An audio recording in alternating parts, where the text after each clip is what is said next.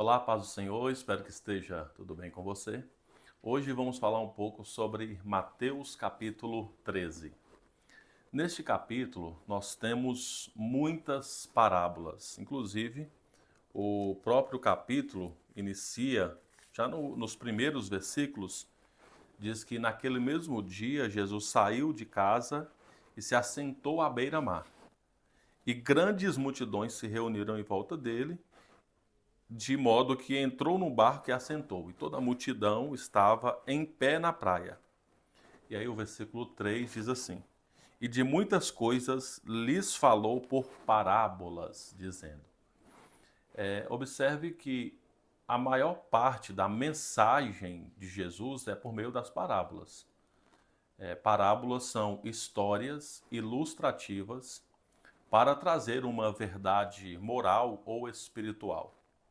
Então, as parábolas são de grande importância na mensagem de Jesus, e Jesus, de fato, contou muitas parábolas. Aqui no capítulo 13 tem a parábola do semeador, aí depois fala por que Jesus usava parábolas, né? O propósito das parábolas é provocar prontidão, curiosidade e fome espiritual, para que as pessoas pudessem entender os mistérios de Deus. É importante dizer que Deus é mistério, só que ele se revelou, ou seja, ele se mostrou. E aí nós temos a parábola do semeador, nós temos também a explicação da parábola, porque os seus discípulos, né, perguntam por que o Senhor fala por meio de parábolas, e ele vai explicar a parábola do semeador. Depois tem a parábola do joio e do trigo, a parábola do grão de mostarda, também a parábola do fermento. O uso das parábolas, no versículo 34, tem Jesus falando, né, 34 e 35, sobre o uso das parábolas. E também tem a explicação da parábola do joio.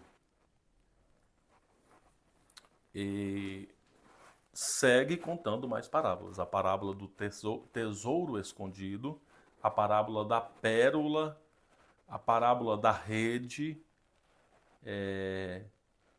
Depois, no final do capítulo 13, Jesus fala sobre coisas novas e coisas velhas. E também sobre, Mateus narra aqui a rejeição de Jesus em Nazaré. Então veja, é um capítulo um pouco extenso, no total são 58 versículos. O destaque que eu quero fazer aqui é sobre a questão do próprio propósito, né, das parábolas, que é provocar esta prontidão e curiosidade, fome espiritual, para que nós possamos entender um pouco dos mistérios de Deus. Então, nós temos muito uso das parábolas e que nós possamos buscar o discernimento para melhor entendê-las. O outro destaque que eu faço aqui é uma das parábolas, uma das minhas parábolas favoritas, né, que é a parábola do tesouro escondido. Apenas um versículo que diz: o reino dos céus é semelhante a um tesouro escondido no campo, que o homem achou e escondeu. Então, transbordante de alegria, vai, vende tudo o que tem e compra aquele campo. Então, quem encontrou o reino dos céus, lembrando que esse reino ele não é geográfico, ele é espiritual, é o reino da qual Jesus é o rei, ele é o rei dos reis. Então, quem encontrou a Cristo, a salvação, o perdão e o reino dos céus, faz todo o esforço possível para, de fato, possuí-lo, adquiri-lo e viver dentro dos princípios, nas prioridades deste reino. Então, esta é uma comparação bem interessante, né? Ou seja, um homem que encontrou um tesouro que estava escondido, mesmo que não era na terra dele, mas ele fez de tudo para adquirir e para ter este tesouro. O reino dos céus é muito valioso. E veja que diz transbordante de alegria, porque alegria é um tema importante na Bíblia.